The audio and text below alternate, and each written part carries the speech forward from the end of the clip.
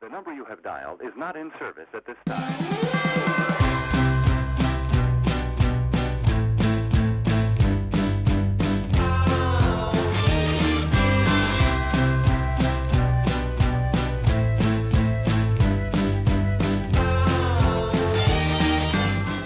Welcome to Spotlight on the Arts. I'm Patrick Cristiano, your host, the publisher of TheaterLife.com, a website for theater buffs in New York City and the Hamptons. And I'm coming to you from the LTV studio in Wainscott. I have a really special guest today, Genie Henderson, author, the archive. What is it you do? Archive? The archivist. Archivist. Yes. The archivist of LTV studio. And you have 26,000. Yeah, 26,000 shows logged in over the last 35 years. And LTV, well, other stations didn't do this, but LTV decided very early on to save every show, and we did. And so we have this incredible archive of every single show that's been made by and for the East End of Long Island in the last 35 years. Utterly remarkable. It is Absolutely remarkable, yeah. Utterly remarkable. Yeah, and incredibly valuable because it shows an entire town at a time when we changed quite a bit. I mean, 35 years ago, we were still kind of that sleepy town where everybody left after Labor Day, and you know, and then over the years, this has been a big kind of transition for the town of East Hampton. So this archive kind of reflects it all. And besides just the shows that we do produce here at LTV, we go out to locations and do shows and record all kinds of things. That's part Tons of the of archive location too. shows. Yeah. Oh yes. Yeah. It's everything. It's everything from the high school basketball games to the lecture series to parades, protests. I mean, everything that's been going on in town, plus all the government meetings. How do you get to see some of it? Well, we're how would I see something like this if I wanted to see something in the archives? Well, soon. We're just about ready to put the entire archives up in what I call the cloud. I'm not sure that is the right terminology for it, so that people can access this from anywhere off their computer, and you will be able to do research and see the films and see the video. Up to now, we've been known as a hidden archive because nobody really knows. It's like the secret garden. I kind of like that feeling, the hidden archive. You like being under the radar, I take it. Yeah. But it's a thrilling archive because LTV was actually started by some very upbeat, fun, artistic people, and a lot of access stations get started by schools or governments or whatever, but this was a very, very jolly and creative group of people that first started LTV. So the early shows, the shows we have from 1980 to 1990, reflects the art community and the theater community, and as well as the rest of the community. But do you think a lot of the programming has moved away from that? No, not so much. But it's really interesting to be able to look back in the 80s and find all those people. So many of them gone. A reflection of what that period was about. A reflection of what that period was about. And the other thing that I feel like is so valuable is when LTV first started, it was like such a novelty. I mean, people were like amazed that they could actually see themselves or their neighbors or whatever on local television. I mean, it was all about the networks. It was never about local anything. And so everybody responded, and the elder community, the old fishermen and farmers, they all came in and told their stories, and they were like up in their 80s in 1985, say. So they were telling us what it was like back at the turn of the century, the turn of the 1900s, which I think is a very, very valuable thing. It's a real treasure trove. It is a treasure trove, It really is. Yeah. How remarkable. Yeah. To dip into some of that stuff would be... Well, and for my book, I did... And which we're here for, everyone.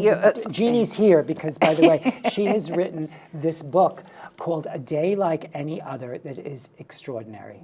It's really wonderful, Genie. Thank you. The craft, the story, the suspense, everything about it Yeah. is I just was on the edge of my seat. Oh, thank you. throughout it. I'm so pleased. That's just what I want to And hear. the book is about the hurricane of 1938 that devastated this area. And we have some footage of it. Can we show that footage Yeah, right now? let's look at the footage. We'll set up the story and we'll talk about the book, okay? Did the hurricane have a name? Because that's something I thought about. Well, it didn't. That was before they named hurricanes. that's what But afterwards, it was called the Long Island Express because it was the fastest moving hurricane ever recorded. It was moving at about 60 miles an hour, and most hurricanes move at about 4 miles an hour. It came and went in 3 hours, and in the course of 3 hours, it devastated Long Island and New England. It changed the coastline. It killed over 700 people. And the most amazing thing about it, the thing that really intrigued me as a writer, was the fact that it came with no warning. That there was, they had predicted, the weather forecasters had predicted rain that day. So nobody knew that this was coming. And that's what I was so interested in when I created all those characters. At what point did they say to themselves, this isn't a normal storm? Because we're used to storms out here. I mean, nor'easters and all of that. But at what point did this cease to be a normal storm and become something else? And when did they realize it? And how did they realize it? And where were they? And what were they doing? You know, that was the aspect of your book that I thought was most fascinating about it. That it was a day like any other. And when you started to construct your book and the way you put down everybody's story and you set it up with each person, and then you go to the next person and the next person, and then you move through the day where each person is doing. It's just a wonderful mosaic. Yeah. Well, that's what I thought would be fun. How do you? Is it all creative, or did in some of your research, or some of these people real, or? Well, it's an interesting. None of the people are real. They're all fictional, but they've been inspired by either real stories or stories of... real stories of this particular storm. Real stories of this particular storm. Every story in this, everything that happens to people actually happened. So I didn't make that up. That's what I thought, actually. Yeah. It was my instinct about what I was reading. This was some elements of truth to it. The character that it happened to was a fictional character. Right. So, for instance, one of the characters in the book is having a birthday party. That birthday party is actually quite famous, and this is the 80th year. The hurricane happened 80 years ago, and I think NPR, one of the I think it was Radio Channel, they tracked down kids that had been at the birthday party. Oh, wow. And they found one, and he told what it was like, you know. But the character is completely made up, that I made up, that I gave that story to. There was a woman giving a birthday party in West Hampton Beach, and she had some neighbors, some men that were neighbors in the house to help her. But I took that element away, and I made my character alone with those 8 children in the house and having to deal with it. So it was, and then another inspiration to me, and which I got from the LTV archives, was a old timer out here who's quite famous named Milt Miller. A fisherman. And if we do see the video, you'll see a little snippet of him. I think they've got it ready for us now. Oh, they have got it, We okay. can roll it in, and then we'll can remember where you were. Yeah, okay. Because the other thing I want to talk about, to me, I thought this character with the children, she became the heart of the story. Yeah, she did, yeah. Okay. Yeah. Okay, can we have that video now?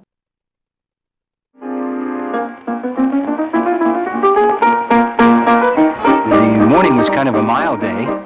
Nobody even talked about a storm.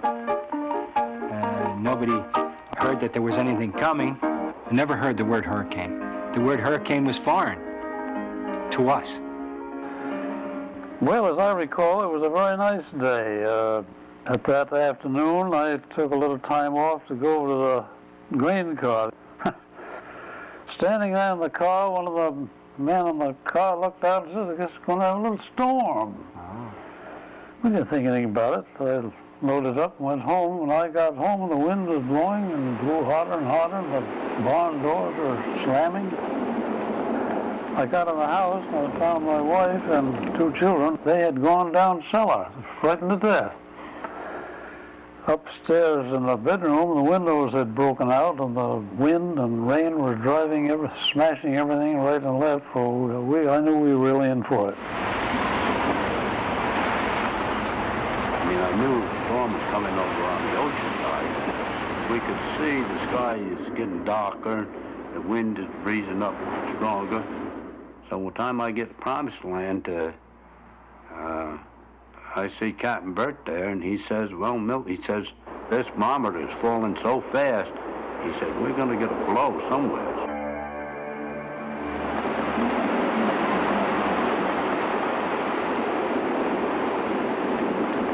The 1938 hurricane, which had been going 3 and 5 miles an hour down in the Caribbean, but unbeknown to anyone, forward speed increased to 60 miles an hour when it was off New Jersey in the ocean headed for Long Island.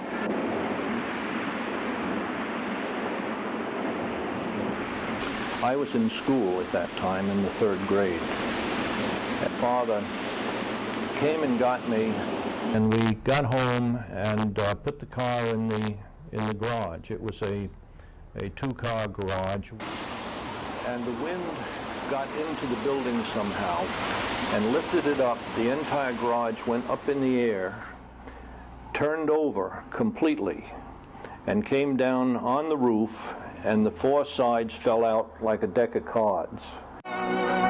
September 21st in mid-afternoon, this tropical terror struck, swept over outer Long Island, swept into thickly settled, highly developed New England, struck with winds roaring 100, 150, almost 200 miles an hour.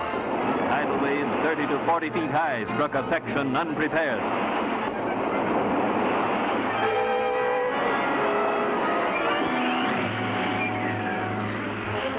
The great wind-driven waves swallowed the sandy bulwarks of the coast, washed away the pleasant beaches of Long Island's southern shore, literally changed the coastline. Bridges joining islands to the mainland were destroyed almost instantly. Flicking New York City with its outer fringe, the whirling storm smashed full force across Long Island. Thousands of homes along the seashore were shattered, mansion and modest home alike. The storm tore timber from timber, leaving only tangled wreckage. Millions of dollars worth of yachts and pleasure craft were smashed or swept far up on land, damaged beyond repair. Undermined roadbeds derailed trains. Passengers were marooned, some of them drowned. Great radio stations, keys to wireless communication for the continent, went down as the tempest swung across Long Island Sound. Automobiles were crushed and twisted by falling trees and whirling timbers. Cutting a wide pathway of ruin inward from the sea, the storm piled up property damage in the hundreds of millions of dollars. The quiet dignity of colonial meeting houses was reduced to broken lumber. In one brief hour, part of the ancient beauty that was New England's heritage vanished forever. The 38 hurricane literally devastated Montauk. The Montauk village then was the fishing village, which was almost totally located around Fort Pond Bay. I would say that probably 80% of the population in Montauk lived in the old fishing village. The Montauk area was isolated from Amagansett by a breakthrough on Nepic Beach. I would guess somewhere west of about where Cyril's is located these days. The next morning, there was dead silence. It was just a flat calm. No kind of sound whatsoever. No birds, no seagulls. It was just quiet.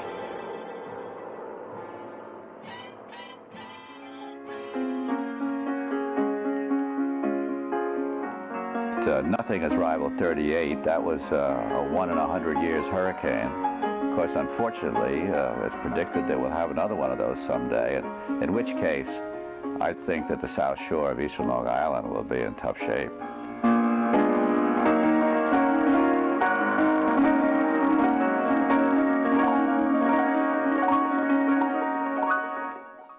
That's terrific, Genie.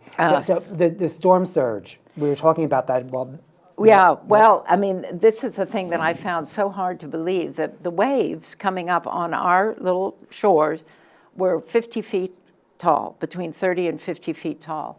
And they crashed, the weight of them crashing was recorded on seismographs in Alaska.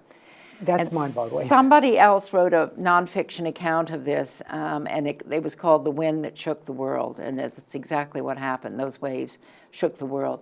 But in Bridgehampton, the storm surge came all the way to the War Monument. Wow. That's how far up it That's came, unbelievable. and we know it washed out Napeague, so that Montauk was was an completely island. cut off for like 4 days, I think. And the other thing you were saying while we were watching the film just a minute ago was about how all of the forms of communication, telephone wires and electric went down, Well, so we couldn't even warn Connecticut Well, what had exactly. just happened. Exactly. No one knew this was coming. Nobody knew it was coming. And it came so fast that by the time people realized, all communications was out. And there was no way to let Connecticut, Rhode Island, Massachusetts know.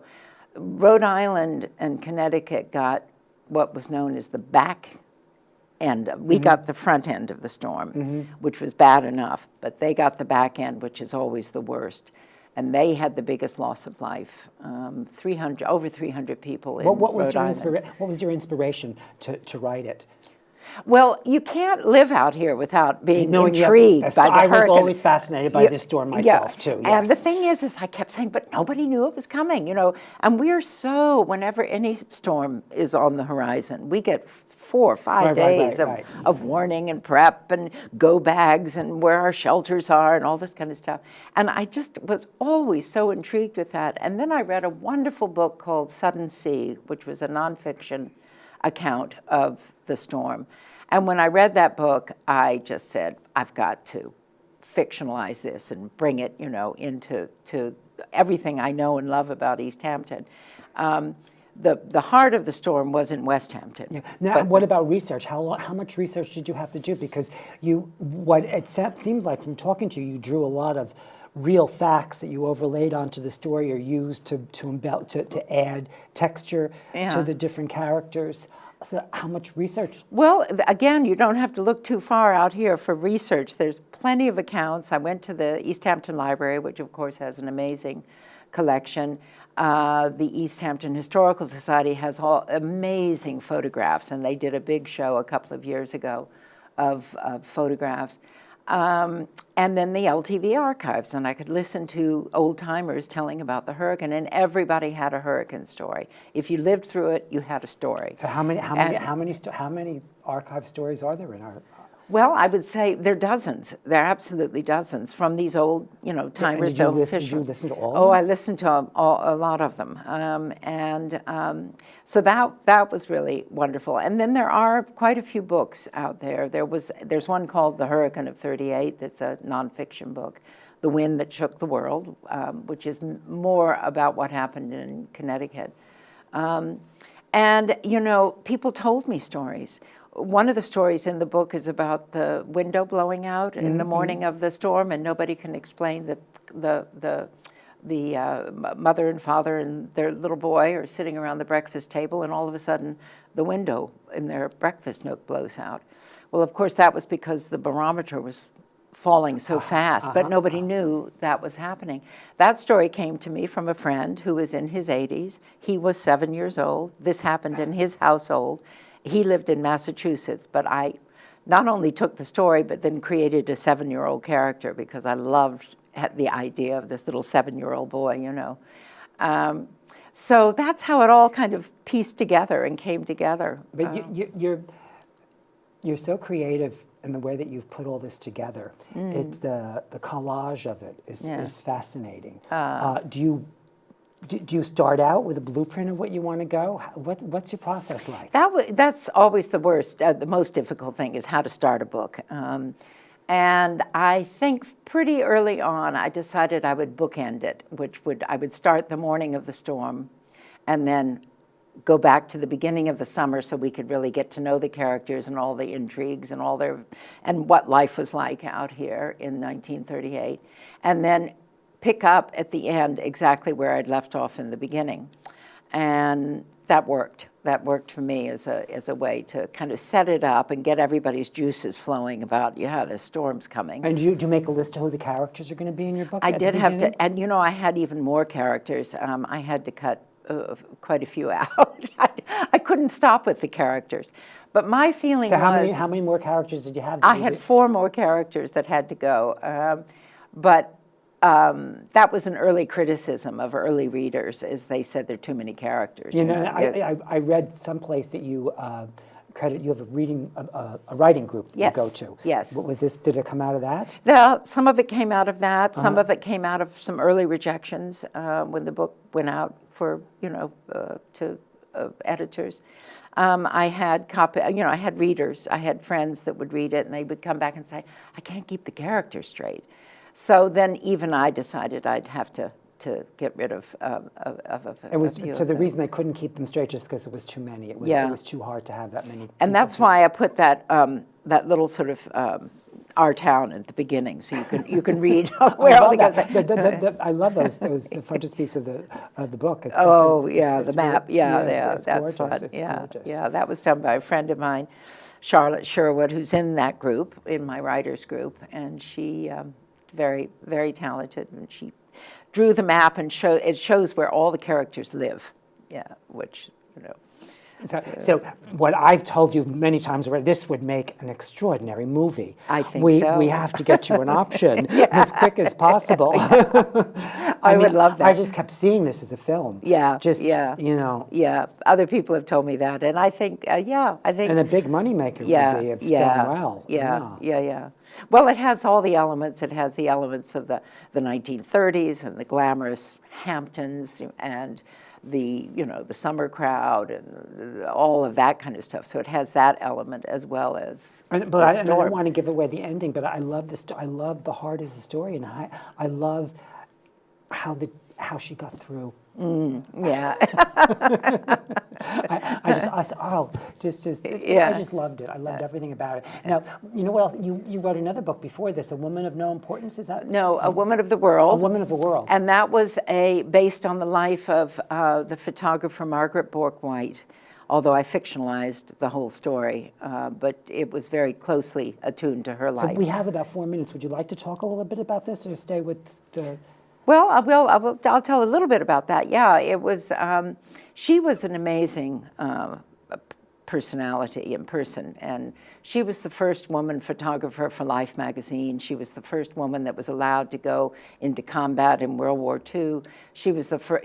She was the first all the way along. So this is a regular biography. Well, this was the biography of her. My fictional account, I picked and chose and changed the names, and my character has a different name and everything. But I use that period and that era and that real life person as inspiration, as just the way I used the storm as inspiration for this one. So it's a period I love. I love the 20s and 30s in America. I love the costumes. I love the music. I love the movies. I mean, it for some reason. Are you a F. Scott Fitzgerald fan too? And I'm a total F. Scott Fitzgerald fan. The Ditto. literature. I know. We have a lot in common. So that's why I picked the Margaret Bourke-White in the first place when I read her biography. And then I think I would have written about the storm if it had happened in 1958, but I was lucky it happened in my era. It happened in the 30s. So.